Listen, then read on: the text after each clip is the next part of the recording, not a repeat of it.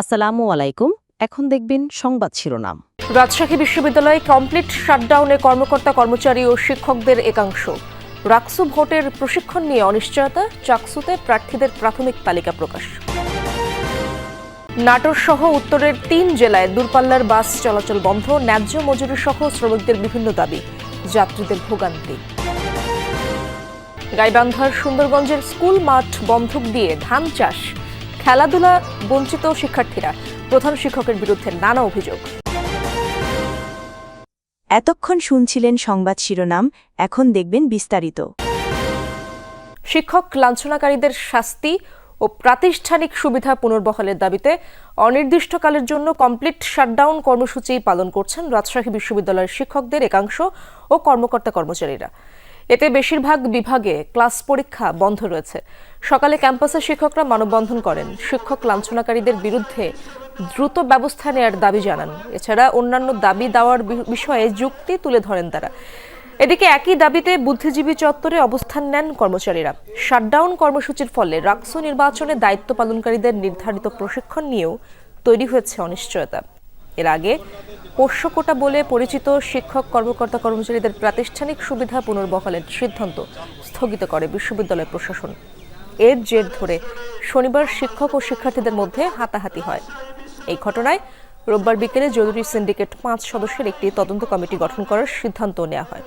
রাজশাহী বিশ্ববিদ্যালয়ের ইতিহাসে সবচাইতে বড় ধরনের একটা ন্যাক্কারজনক এবং সন্ত্রাসী কর্মকাণ্ড, সেই সন্ত্রাসীদের দ্রুত বিচারের আওতায় আনার জন্য, তাদের ছাত্রত্ব বাতিলের জন্য আমাদের আজকে এই মানববন্ধন। এই চিহ্নিত সন্ত্রাসীদের আইনের আওতায় না আনা পর্যন্ত এবং তাদেরকে স্থায়ী বহিষ্কার করা না হওয়া পর্যন্ত কোনো শিক্ষক কর্মকর্তা তাদের কর্মে ফিরে যাবে না। রাকসু নির্বাচনের কয়েকটি প্যানেল সংবাদ সম্মেলন করছে। মতো কর্মসূচি এসেছে এবং ক্লাস পরীক্ষা সব বন্ধ। এই পরিবেশে আসলে আর শিক্ষার্থীদেরকে ক্যাম্পাসে ধরে রাখাটা সম্ভব হচ্ছে না। এটা একটা বিষয়। দ্বিতীয় আরেকটা বিষয় হচ্ছে যে আমরা যখন ভিসি স্যারের বাসভবনের সামনে রাতে আমরা সব হল থেকে এসে অবস্থান নিয়েছিলাম, সেই সময় কিন্তু আমরা এই দাবিতে অবস্থান করিনি যে পোষ্য কোটা স্থগিত করা হোক। আমাদের একটাই দাবি ছিল যে পোষ্য কোটার আমরা একটা স্থায়ী সমাধান চাই, এটার আমরা বাতিল চাই। কিন্তু পরের দিন সিন্ডিকেট মিটিংটা কী নিয়ে হলো আমরা জানি না। পোষ্য কোটার যে ডিসিশনটা সেটা স্থগিত পর্যন্তই থেকে গেল, সেটা বাতিল হলো না। এখন আমাদের কনসার্নের জায়গায় আমরা যদি 25 তারিখে নির্বাচন করি বা যে কোনো তারিখে নির্বাচন করি না কেন, যদি পোষ্য কোটার ইস্যুটা সমাধান না হয়, এটাকে আবার একটা গোষ্ঠী বা যারা নির্বাচনটা চায় না তারা ট্রাম্প কার্ডের মতো ব্যবহার করতে পারে এবং ব্যবহার করে নির্বাচনের আগের রাতে যদি বলে যে না আমরা শিক্ষক কর্মকর্তারা নির্বাচনে কোনো রকম সহযোগিতা করব না, সেক্ষেত্রে আমরা কি করব? সব মিলায় আমরা আগে ক্যাম্পাসের পরিবেশ চাই সুষ্ঠু, স্বাভাবিক, এবং আমরা চাই যেন এই যে রিস্ক ফ্যাক্টরগুলো আছে সেই ফ্যাক্টরগুলো সমাধান করার পরে আমাদের নির্বাচনটা হোক।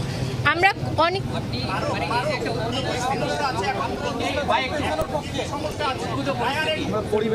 পরিস্থিতিতে আমরা সবাই শিক্ষার্থীরা যারা আছেন সবাই কনসার্ন, এটা যদি পিছাই সেক্ষেত্রে আর না হওয়ার সম্ভাবনা অনেকটা আছে।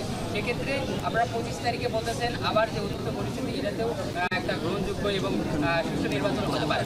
আপনারা এটা কি আগে নিয়ে আসার ভাই না হওয়ার কোনো চান্স নাই, একদিন আগে না হওয়ার কোনো নির্বাচন না হওয়ার কোনো চান্স নাই। রাকসু নির্বাচন হতেই হবে। বিশ্ববিদ্যালয়ের প্রত্যেকটা স্টেক রাকসু নির্বাচন চাই, এটা হলো প্রথম কথা। কিন্তু কথা হচ্ছে ক্যাম্পাসে এই যেভাবে হুট করে পরিস্থিতি তৈরি হচ্ছে, ভোটারদেরকে হচ্ছে ক্যাম্পাস বিমুখ করা হচ্ছে, এইটার মাধ্যমে রাকসু নির্বাচন হতে পারে না। কিন্তু আমরা প্রত্যেকটা মানুষই আসলে রাকসু নির্বাচন চাচ্ছি। রাজশাহী ইউনিভার্সিটি এখানে প্রত্যেকটা প্রতিনিধি তারা আসলে কি পরিমাণ আনন্দমুখর পরিবেশে আসলে পরিশ্রমগুলো করেছে আপনারা জানেন। এবং দেখেন আমাদের যে মেয়ে প্রতিনিধিরা আছে, আপনারা জাস্ট এটা বলেন ক্যাম্পাস যদি এরকম অস্থিতিশীল থাকে তাহলে মেয়ে প্রতিনিধি নিরাপত্তাটি কারা দিবে? এই জায়গাটা বড় কনসার্ন। বিশ্ববিদ্যালয় প্রশাসন, রাকসু কমিশন, নির্বাচন কমিশনার, বিশ্ববিদ্যালয়ের প্রত্যেকটি শিক্ষার্থীর এটি নৈতিক দায়িত্ব আমাদের যে মেয়ে শিক্ষার্থীরা, মেয়ে প্রতিনিধিরা আছে, মেয়ে ভোটাররা আছে, এদের নিরাপত্তার ব্যবস্থা করা। চট্টগ্রাম বিশ্ববিদ্যালয় কেন্দ্রীয় ছাত্র সংসদ চাকসু নির্বাচনে প্রার্থীদের প্রাথমিক তালিকা প্রকাশ করেছে নির্বাচন কমিশন। সকালে কমিশনের নিজস্ব ওয়েবসাইটে তালিকা প্রকাশ করা হয়। এতে দেখা গেছে 19 জনের প্রার্থিতা বাতিল হয়েছে। এর মধ্যে 2 জন ভিপি ও 1 জন জিএস প্রার্থী। এর আগে কেন্দ্রীয় ছাত্র সংসদ ও হল সংসদে মনোনয়ন জমা দেয় 931 জন। এর মধ্যে ভিপি পদে 25, জিএস ও এজিএস পদে 22টি করে মনোনয়নপত্র জমা পড়ে। শিক্ষার্থীদের আপত্তি নিষ্পত্তি ও ডোপ টেস্টের ফলাফল বিশ্লেষণ শেষে আগামীকাল বা পরশু চূড়ান্ত প্রার্থী তালিকা প্রকাশ করার কথা জানিয়েছে নির্বাচন কমিশন। ছাত্রদল, শিবির সহ এখন পর্যন্ত অন্তত 13টি প্যানেল ঘোষণা করা হয়েছে। আগামী 12ই অক্টোবর চাকসুর ভোট গ্রহণ। ন্যায্য মজুরি সহ বিভিন্ন দাবিতে রাজশাহী, চাঁপাইনবাবগঞ্জ ও নাটোরের দূরপাল্লার বাস শ্রমিকরা ধর্মঘট পালন করছেন। এতে এসব জেলা থেকে বন্ধ রয়েছে ঢাকা, চট্টগ্রাম সহ বিভিন্ন রুটের বাস চলাচল। সকাল থেকে ছেড়ে যায়নি দূরপাল্লার কোনো বাস। চালক ও শ্রমিকরা জানান, চাঁপাইনবাবগঞ্জ থেকে ঢাকা যাওয়া আসায় প্রতি ট্রিপে 1350 টাকা পায় একজন বাস চালক। সুপারভাইজার ও হেল্পার পায় 500 কিছু বেশি। গেল 15 বছর ধরেই বহাল রয়েছে এই কাঠামো। দফায় দফায় আলোচনায় বসেও কোনো সুরাহা হয়নি। মজুরি বৃদ্ধির দাবিতে ধর্মঘট পালন করছেন তারা। এদিকে দূরপাল্লার বাস বন্ধ থাকায় ভোগান্তিতে পড়েছেন যাত্রীরা। ভেঙে ভেঙে গন্তব্যে যাচ্ছেন তারা। একটা সিটের ভাড়া চাপাই থেকে ঢাকা পর্যন্ত 820 টাকা নেয়। ওনারা আমার বেতন দেয় 1300 টাকা। এতে আমাদের পোষায় না। ড্রাইভারের বেতন 1350 টাকা। এর মধ্যে খাওয়া দাওয়া এভরিথিং সব এর মধ্যে। কোম্পানি একটা বিয়ার করে না। তো দেখা গেল আপ ডাউন করে আসলে 200-300 টাকা খরচ। জানতাম না আজকে ধর্মঘট চলছে, গাড়ি ঘোড়া বন্ধ। কারণ চৌরাস্তা যাবো, এখন তো দেখতেছি বিপদে পড়ে গেছি। গাড়ি এখন বন্ধ, এখন আমাদের খাগড়াছড়ি যাইতে অনেক কষ্ট হচ্ছে। গাইবান্ধার সুন্দরগঞ্জের একটি স্কুলে মাঠ থাকলেও খেলাধুলার সুযোগ থেকে বঞ্চিত শিক্ষার্থীরা। মাঠটিতে ধানের আবাদ হয়। অভিযোগ উঠেছে, ব্যক্তিগত স্বার্থের জন্য স্থানীয় এক প্রভাবশালীকে এই সুযোগ করে দিয়েছেন প্রধান শিক্ষক। এছাড়াও প্রধান শিক্ষকের বিরুদ্ধে রয়েছে বিস্তর অভিযোগ। লিখিত অভিযোগ দেওয়ার পরও ব্যবস্থা না নেয়ায় ক্ষুব্ধ স্থানীয়রা। স্কুলের খেলার মাঠেই করা হয়েছে ধানের আবাদ। গেল কয়েক বছর ধরেই গাইবান্ধা সুন্দরগঞ্জের রামদেব দ্বিমুখী উচ্চ বিদ্যালয়ে এমন চিত্র।